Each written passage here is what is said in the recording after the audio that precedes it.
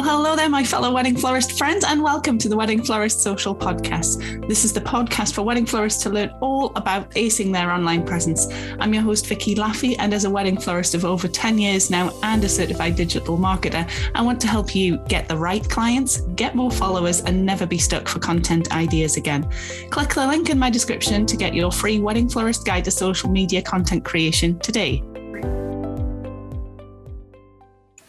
Well, hello, all of my lovely fellow florists. Welcome to this first episode of Wedding Florist Social Podcast. First of all, apologies for the hiatus, the brief hiatus.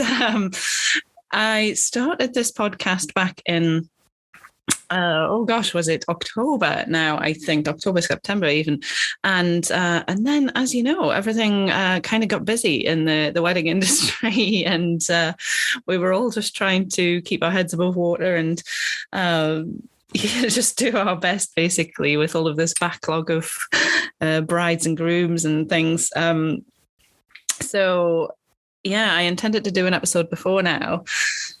But here we are, such is life. We have to work these things around our real life. As you know, I'm a real working florist as well. So kind of got the two businesses to deal with. So here we are, the first episode. I sit here with my morning cup of tea and my budgies in the background, which hopefully you can't hear on the microphone. And I just wanted to start off with a bit of encouragement and motivation for you with your social media. Because at the time of recording this, as I've kind of just mentioned there, we've been through quite a tough time in the wedding industry, right? I mean, a lot of industries have, but I think the wedding industry has been hit really hard. This is January 2022 now, and this is almost nearly 2 years, right, of disruption, of no work, of huge changes, and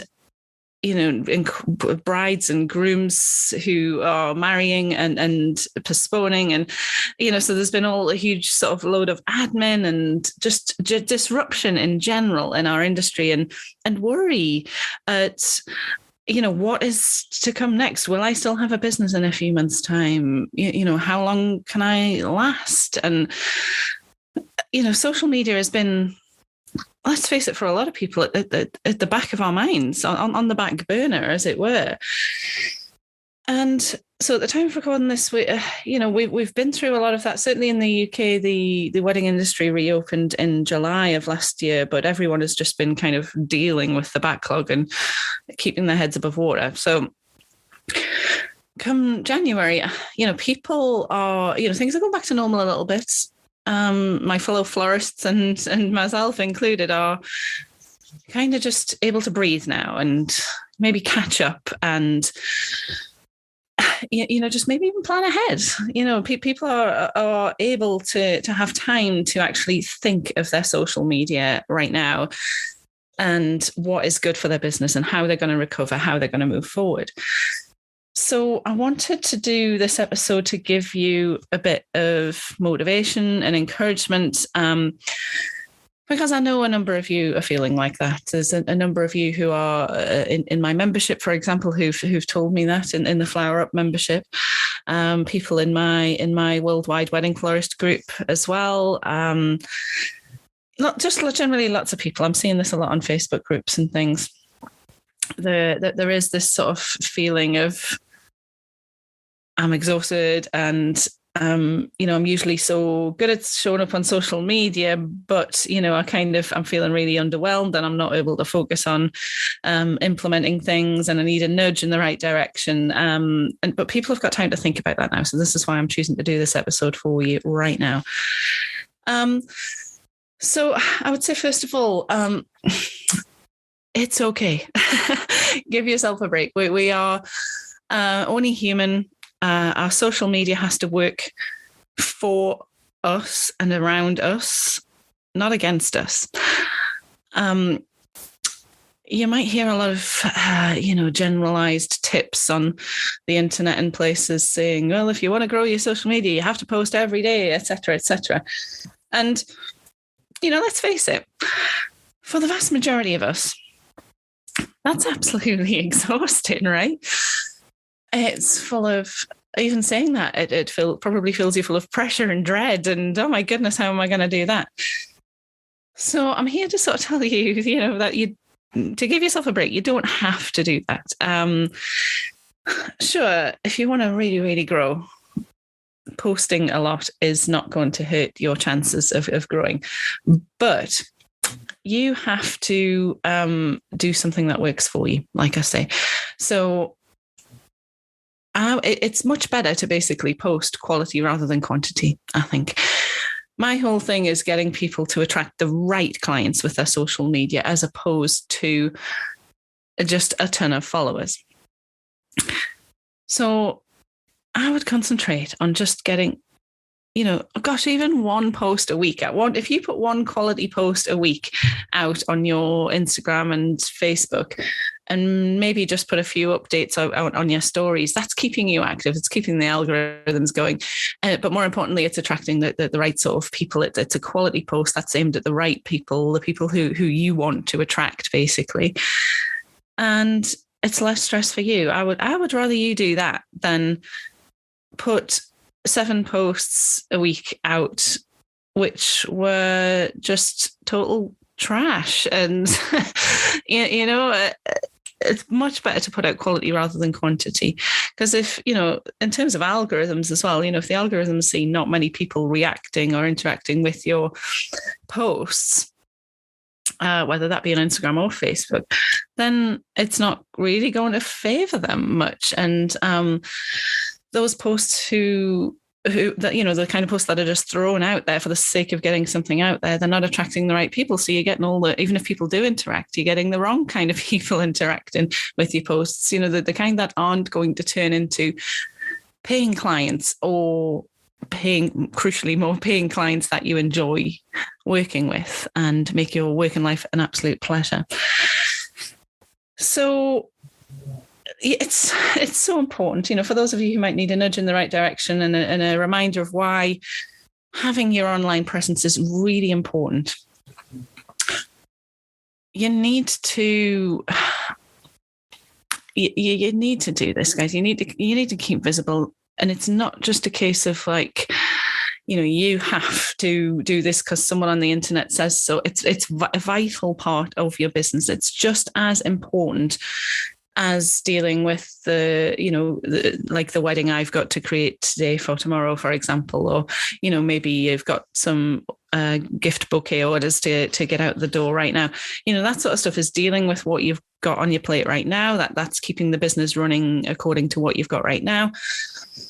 But your social media and your websites, it's all about attracting, like I say, the right sort of people. So you're kind of, when you're doing that, you're looking after the future of your business. So yeah, sure, without posting on social media, you might get some wedding clients through the door. You might get some inquiries and things like that. But are they the right sort of people? Are they the people that are going to, ensure that your next summer is going to be as stress-free as possible? They're going to be beautiful, wonderful clients who make your job a breeze, and they're a pleasure to work for and a pleasure to create things for. That makes a huge amount of difference. I know for me, I guess maybe I'm a bit spiritual about that sort of thing, but even if you aren't, I feel like, when you're making something with good vibes, as it were, when you're making something for someone that's, you really like working with them, they've been a pleasure all along. They haven't, caused any trouble whatsoever. They're the kind of client, for me that says, Vicky, just go away, do your thing. We are confident in you. We trust you. We'll love your work. We'll love you. Just go do your thing. Create something wonderful for us. Those are the sorts of people that are my ideal client. And that makes my job a breeze. And when I'm creating things for people like that, it's a pleasure. And, I guess, if you want to be spiritual about it, good vibes go into the flowers or whatever. But it does make a huge difference to your working life as well. So the way I get clients like that is by attracting the right clients on your social media.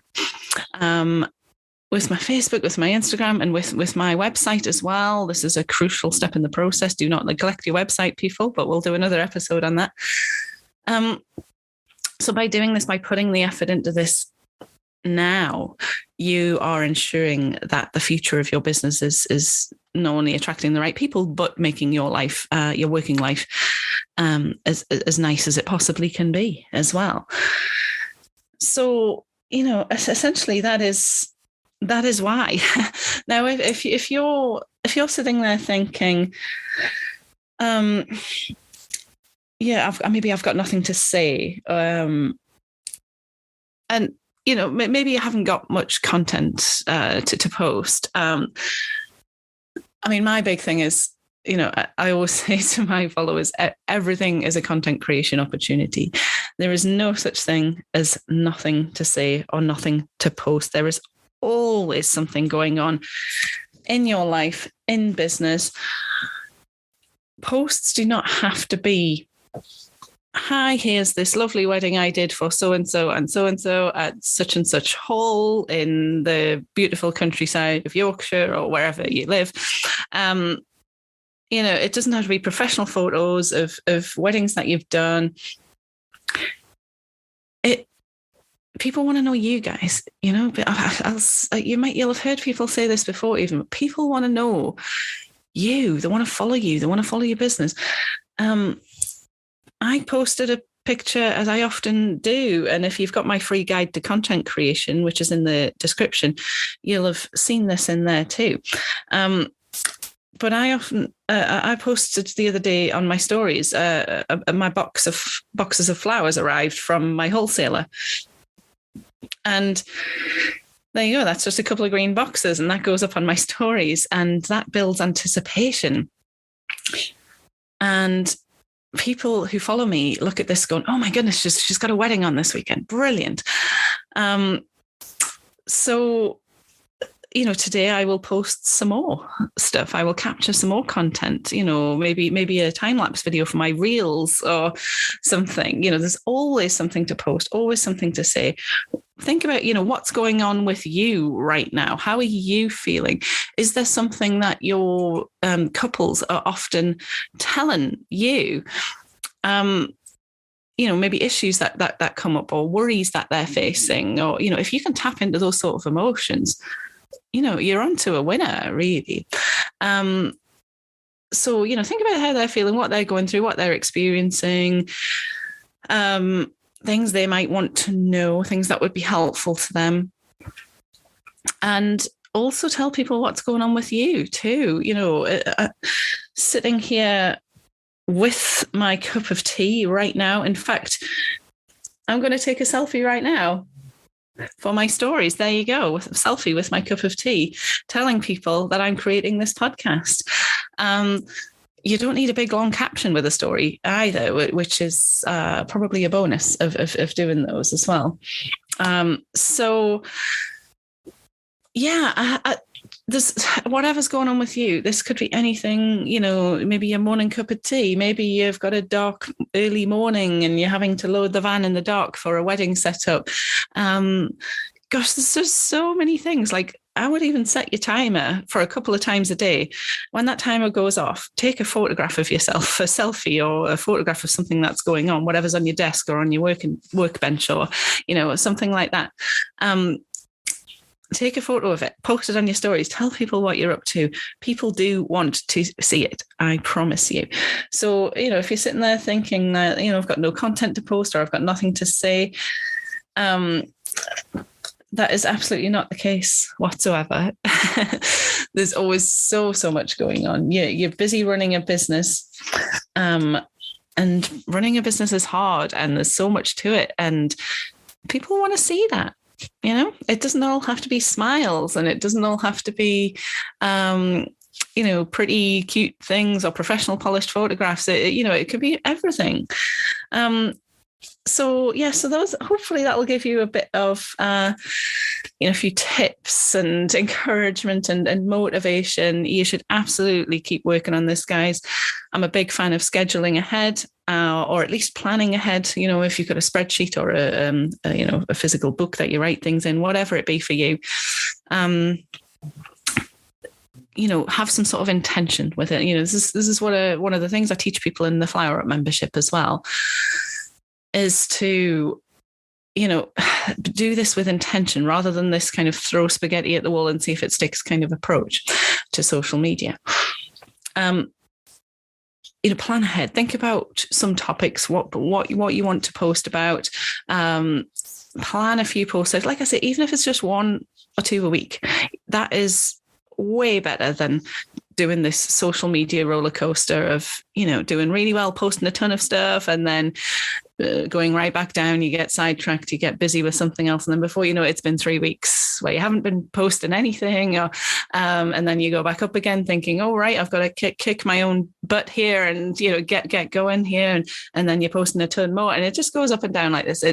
It's that does not do you any favors. So keep some of those ideas aside, keep some of those posts aside, and maybe schedule some of them out or plan some of them out at least, so that your content creation and your social media posting isn't so hard at the times where you don't have time or you don't have the inclination. So yeah, hopefully that helps you guys. A little bit of motivation for you, a few tips thrown in along the way. You'll see in the description, I have, if you don't already have it, why haven't you got it? It's amazing. My free guide to content creation, the ultimate Wedding Florist guide to social media content creation. It's full of some useful tips, the types of content you can create, some ideas for what you can do around the time of a wedding in terms of posting on your social media. It's even got 30 days of social media prompts in there, you guys. So absolutely download that. It's free. Go for it. I think you'll love it, hopefully. Okay, you guys.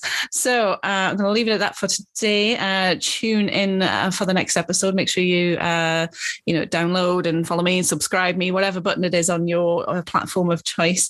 And we'll speak to you on the next episode. All right, flower on. Well, thanks so much for listening all the way to the end of Wedding Florist Social. Remember to hit subscribe so that you don't miss out on any future episodes. And if you want access to some free community and support, then head across to Facebook and look me up on the Worldwide Wedding Florist Community Group. I look forward to seeing you there.